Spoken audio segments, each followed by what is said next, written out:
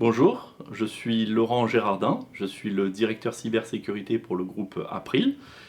Je viens de fêter mes 2 ans au sein d'April. J'ai commencé comme responsable sécurité tout d'abord, pour la partie essentiellement en France, et j'ai évolué récemment vers le poste de directeur cybersécurité pour l'ensemble du groupe April et de ses filiales.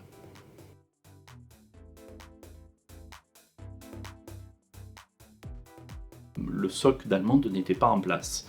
Ceci étant dit, ce n'est pas parce qu'un SOC n'existe pas que dans l'entreprise, en l'occurrence chez April, nous n'avions pas des process cybersécurité, des outils et surtout des personnes qui étaient là pour vérifier s'il y a quelque chose de suspect qui se passe au sein d'April. Et c'est exactement ce qui s'est passé puisque ce fameux jour, les équipes de la production chez April m'ont appelé pour me signaler des comportements bizarres sur notre antivirus. Pour faire simple, un virus était détecté à différents endroits de la planète, sur différents systèmes, différentes entités, quasiment au même moment, ce qui relevait d'une attaque qui semblait de toute évidence coordonnée. Et donc, à ce moment-là, moi j'ai vite compris ce qui était en train de se passer, et du coup nous avons déclenché une crise, et donc toute l'organisation qui va avec.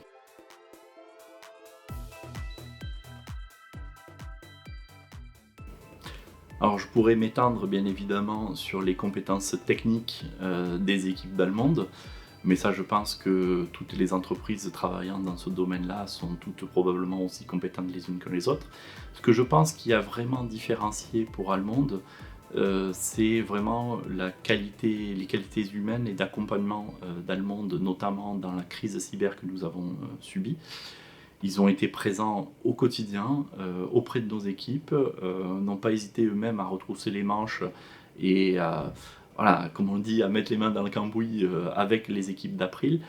Et ça, je pense que ça a été très très apprécié de tout le monde, aussi bien des équipes techniques que des managers chez nous, qui ont apprécié de voir ces personnes-là finalement qui vivaient la crise comme nous la vivions nous, qui n'étaient pas distants, qui étaient vraiment au quotidien avec nous.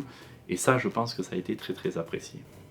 Un autre point qui a été salué au niveau du management d'April, mais aussi auprès de notre cyberassureur et des experts techniques qui ont été mandatés par le cyberassureur, c'est la qualité du rapport d'Allemande qui était extrêmement précis, didactique, très clair, très simple à comprendre, et qui a permis de bien se faire une idée sur qu'est-ce qui s'était passé au sein d'April, comment on a répondu à la crise, quelle était l'origine du problème, et toutes les étapes intermédiaires avec la conservation des preuves dans toutes les étapes de la gestion de la crise.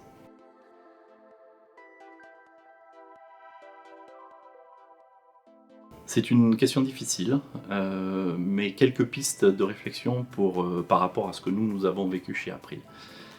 La première chose, évidemment, j'en parlais, c'est d'avoir des équipes compétentes qui détectent un événement inhabituel, qui l'analysent et qui le reportent le plus rapidement possible aux équipes compétentes et notamment à l'équipe du RSSI, si ce n'est le RSSI lui-même. Ça, c'est une première phase. Le deuxième point peut-être qui me paraît également important, sur lequel insister, on plaisante souvent entre mes collègues en disant quand il y a un doute, c'est qu'il n'y a pas de doute. Et c'est tout à fait vrai dans le cas d'une cyberattaque. Je pense qu'il ne faut pas hésiter dans les premières minutes, voire les premières heures, à prendre les bonnes décisions très rapidement. Une des décisions à laquelle on peut être confronté, notamment dans l'attaque de ransomware, c'est de couper la liaison Internet. C'est une décision très difficile pour un business, parce que ça veut dire que quelque part, une entreprise numérique retourne à l'ère du papier, puisqu'en coupant la connexion Internet, vos clients ne se connectent plus chez vous, et vous ne pouvez plus travailler quasiment. Donc c'est typiquement ce genre de choses qu'il faut faire très rapidement, se mettre très rapidement autour de la table avec les experts, et dès qu'il y a un faisceau d'indices qui pointe dans une direction, en l'occurrence pas très bonne, il ne faut pas hésiter une seconde à prendre ce genre de décision. Voilà. Ça, c'est un deuxième point. Je pense qu'ensuite, il me paraît très très pertinent de rapidement mettre en place une cellule de crise avec les bonnes personnes autour de la table. Pas tout le monde, juste vraiment les bonnes personnes dans les bonnes équipes autour de la table, les experts dont on a besoin, et faire en sorte que cette cellule de crise soit le plus efficace possible.